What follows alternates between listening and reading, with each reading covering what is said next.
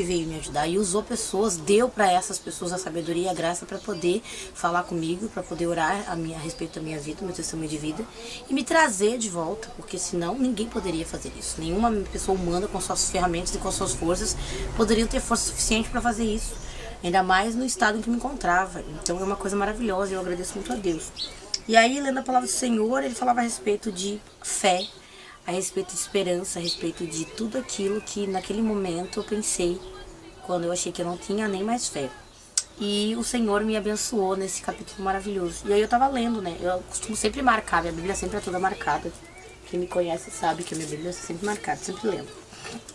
E aí diz assim, que pois diremos ter alcançado Abraão, nosso pai segundo a carne, porque se Abraão foi justificado por obras, tem que se gloriar, porém não diante de Deus, pois que diz a Escritura, Abraão creu em Deus e isso lhe foi imputado para a justiça. Ora, ao que trabalha, o salário não é considerado como favor, e sim como dívida. Mas ao que não trabalha, porém, crê naquele que justifica o ímpio, e a sua fé lhe é atribuída como justiça. E é assim também que Davi declara ser bem-aventurado o homem a quem Deus atribui justiça, independentemente de obras. Bem-aventurados aqueles cujas iniquidades são perdoadas e cujos pecados são cobertos. E bem-aventurado o homem a quem o Senhor jamais imputará pecado. Vem, pois, esta bem-aventurança exclusivamente sobre os circuncisos ou também sobre os incircuncisos? Visto que dizemos, a fé foi imputada a Abraão para a justiça.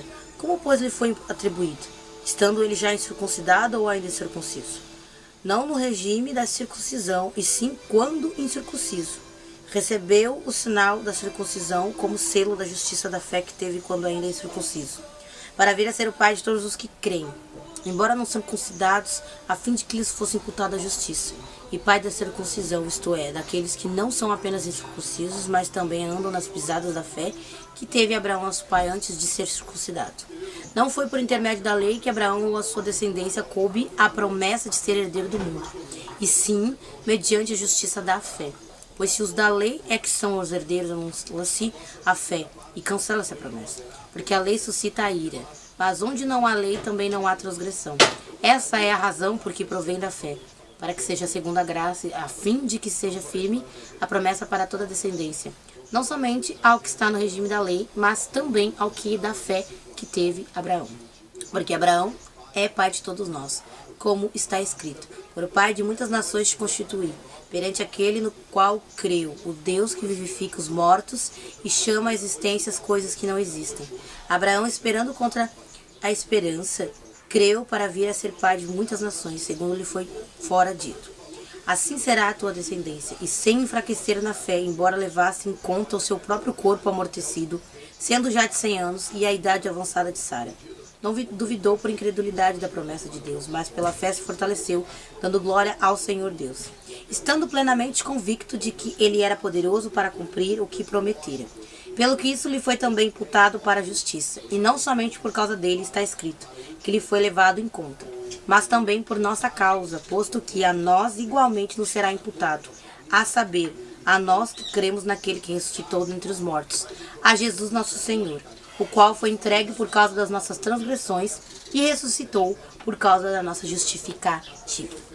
Eu achei isso maravilhoso. Na hora que eu li, eu lembrei de tanta promessa. Eu consegui lembrar de várias épocas da minha vida, desde a minha infância, da minha pré-adolescência, muitos momentos com Deus, vários momentos, várias tardes, várias manhãs, que eu tinha apagado da minha mente. Que naquele momento que eu estava aprofundada no inferno, naquele momento que eu estava totalmente ali envolvida pelas legiões de demônio, totalmente afastada de Jesus, afastada do Espírito Santo, da promessa, tinha sido apagado, tinha sido bloqueado da minha mente, eu não lembrava mais desses grandes momentos maravilhosos, onde eu compunha, onde eu louvava, onde eu pregava a palavra de Deus, onde eu sentia, onde eu vivia a palavra de Deus, aonde era gerado em mim, era gestado na minha existência todo o poder divino e glorioso do Espírito Santo. E naquele momento em que a transformação começou, e naquele momento em que eu comecei a sentir de volta, reativado na minha vida, eu comecei a perceber a poderosa mão de Deus voltando de volta. Todas as lembranças, elas começaram a voltar, elas começaram a ficar muito mais reais, como é real agora esse momento apalpável. E isso pra mim foi a coisa mais incrível, foi a coisa mais linda que podia ter acontecido entre todas as coisas, porque eu achei que depois da libertação eu não poderia mais sentir de volta, eu não poderia mais voltar a ver, não poderia mais voltar a enxergar como eu enxergava antes, Mas o Espírito Santo de Deus, ele disse para mim, ao contrário, tu verás muito mais do que aquilo que tu via. Depois dessa tua dura experiência, depois dessa tua dura jornada de fogo, onde tu passou por várias fornalhas de fogo, aonde o inimigo achou que poderia te ter inteira nas mãos, eu volto de volta te dizendo que não. E sabe, e o Espírito Santo de Deus veio sobre a minha vida e ele veio me alimentando e ele veio trazendo de volta tudo aquilo com muito mais intensidade, tornando vivo todos aqueles momentos que foram somente experiências unicamente minha. E com o canal, eu creio que hoje, com o canal, com a transparência desse canal maravilhoso e com toda essa promessa incrível, hoje eu consigo entender por que eu tive todas essas experiências. Eu não poderia chegar no canal se eu não tivesse passado por essas experiências. Eu não poderia estar aqui sentada, trazendo a vocês e dizendo a vocês e dando para vocês a palavra de vida, a palavra de esperança, a fonte de tudo. E fazendo vocês entenderem que verdadeiramente a palavra de Deus, ela existe, ela é real. E Deus é real. Por mais que você acredite que não, por mais que você tenha a sua cabeça influenciada pela sua família, ou pelas pessoas ao seu redor, ou por aqueles que você escolhe para o seu meio social, digam para você que não é verdade. Nós sabemos que é verdade. Você sabe que é verdade porque você para assistir. Se não fosse, você não parava nem sequer para dar ouvido.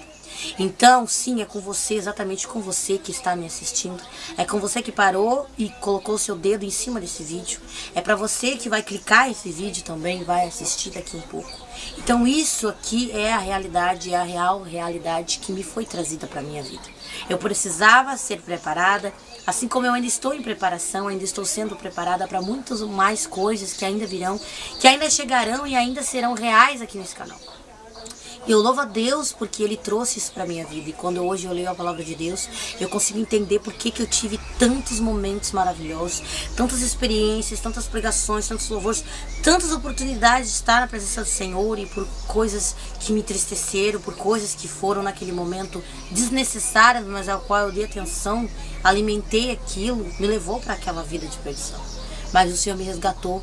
Porque Deus sabia da minha inocência, Ele sabia que apesar de tudo que tinha acontecido, havia sobre mim um coração que queimava. Ainda havia sobre a minha vida uma tocha, um fogo que afogueava, que atraía a presença de Deus mesmo no meio das trevas. A luz ainda brilhava, apesar do inimigo tentar escondê-la de Deus, tentar escondê-la do Senhor de enxergar. Satanás não pode esconder de forma alguma aquilo que Deus enxerga. Eu sempre orei, sempre fiz essa oração e é a mais pura verdade. Aonde os nossos olhos não chegam, os olhos de Deus eles podem chegar, eles atravessam as paredes, eles enxergam aquilo que nós não enxergamos. Por mais que os nossos pés e as nossas mãos não tenham forças humanas, nem estrutura para isso, o Espírito Santo de Deus ele tem estrutura.